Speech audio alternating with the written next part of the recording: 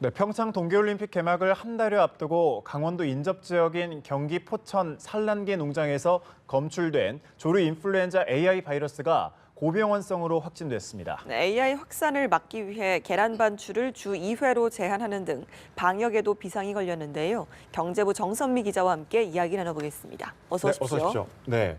올겨울 들어서 AI 확진 사례가 모두 오리 농가였는데 이번에는 산란계 농장입니다. 경기도 포천 산란계 농장에서 검출된 AI 바이러스가 어제 저녁에 결국 고병원성으로 확진이 됐군요. 네, 그렇습니다. 어제 저녁 정부가 그 경기 포천 산란계 농장에서 검출된 H5N6형 AI 바이러스가 정밀 검사 결과 고병원성으로 확진됐다고 발표를 했습니다. 예, 사실 앞서 간이키트 검사 결과에서도 양성 반응이 나와서 이 100%는 아니지만 그래도 고병원성 가능성이 크다고 점쳐졌는데 결국 우려가 현실이 된 겁니다.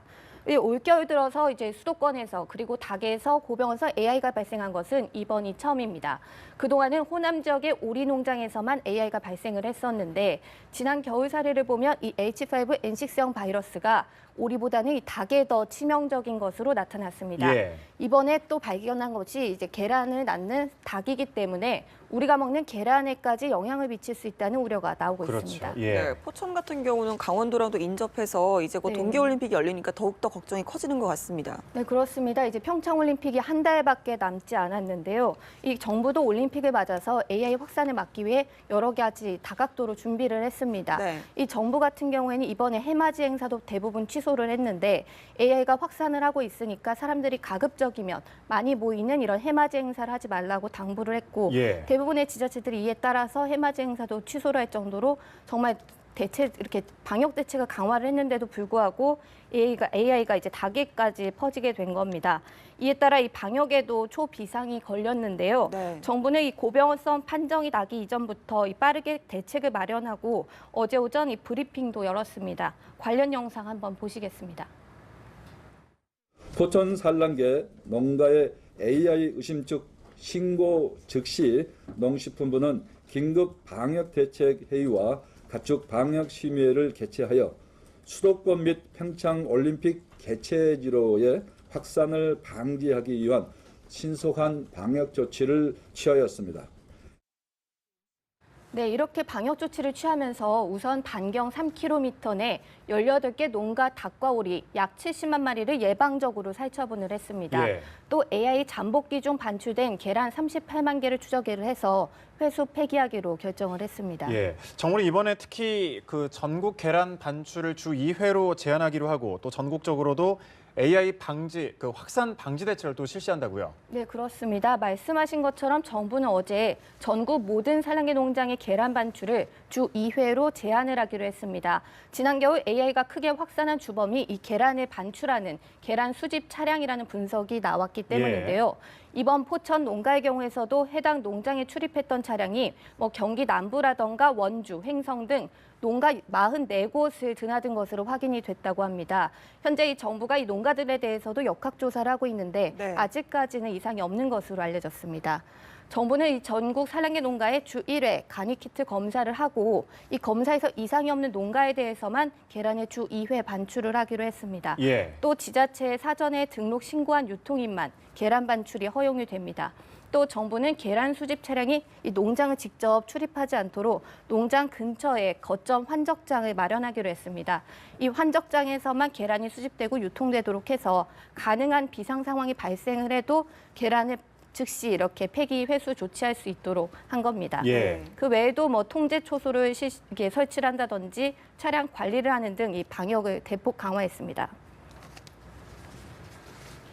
네, 사실 이번에 산란계에서 AI가 나왔던 만큼 아무래도 작년에 계란 파동이 아직도 잊혀지지가 않는데 계란값 상승에도 어떤 영향을 좀 미치지 않을까 하는 우려가 들기도 하거든요. 현재 계란값은 약 5,000원대 중반 정도로 그 평년 수준을 회복을 했습니다. 사실 그 살충제 계란 파동이 있었을 때 이제 계란 소비가 대폭 줄면서 한 판에 한 3,000원대까지 이게 폭락을 했었는데요.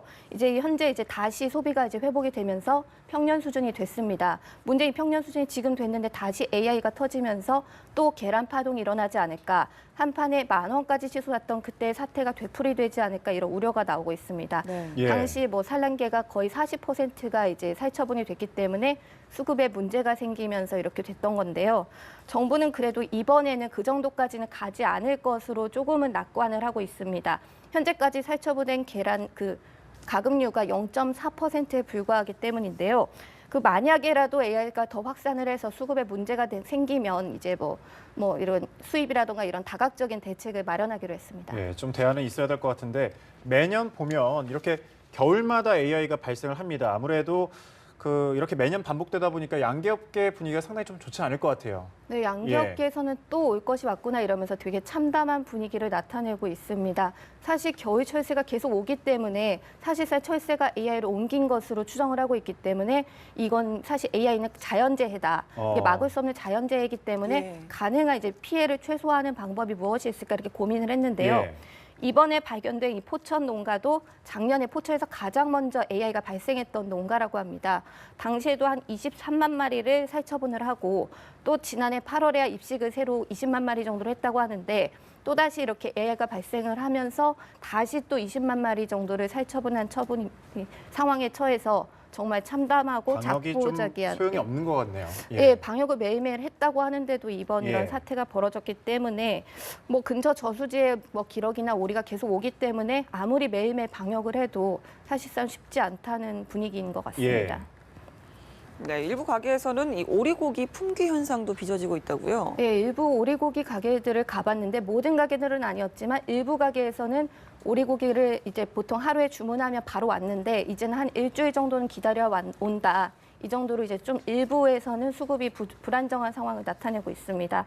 다만 이제 AI 발생한 이후에 오리고기 소비가 많이 줄었기 때문에 오리고기 가격이 폭등한다던가 이런 상황은 일어나지 않고 있고 매년 이렇게 AI가 발생할 때마다 오리고기를 많이 드시지 않기 때문에 다른 종목으로 변환하는 모습도 볼 수 있었습니다. 네. 생각보다 막 많이 오르진 않겠네요. 알겠습니다. 경제부 정선미 기자와 함께 이야기 나눠봤습니다. 고맙습니다. 감사합니다.